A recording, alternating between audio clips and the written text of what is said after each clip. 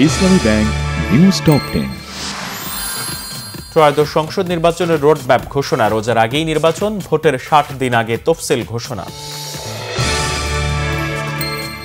রোডম্যাপে বিএনপির সন্তোষ, দৃশ্যমান সংস্কার ও বিচারের আগে নির্বাচনে আপত্তি জামাতের। সরকারের বিরুদ্ধে ওয়াদা ভঙ্গের অভিযোগ এনসিপির। ডিআরইউতে মঞ্চ ৭১-এর অনুষ্ঠানে জুলাই যোদ্ধা পরিচয় হট্টগোল।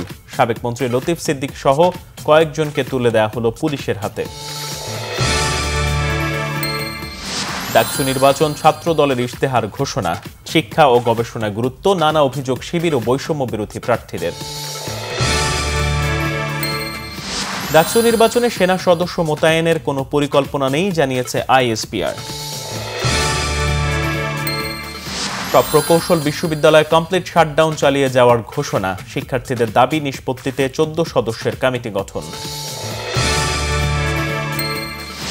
গুম প্রতিরোধ, প্রতিকার ও সুরক্ষা অধ্যাদেশের নীতিগত অনুমোদন দিয়েছে উপদেষ্টা পরিষদ।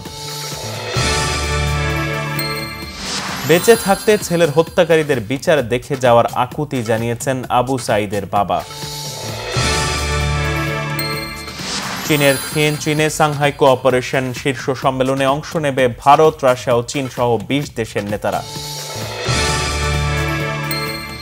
নেদারল্যান্ডসের বিপক্ষে জয় পরাজয়ের চেয়ে এশিয়া কাপের প্রস্তুতি গুরুত্বপূর্ণ বললেন টাইগার অধিনায়ক লিটন দাস।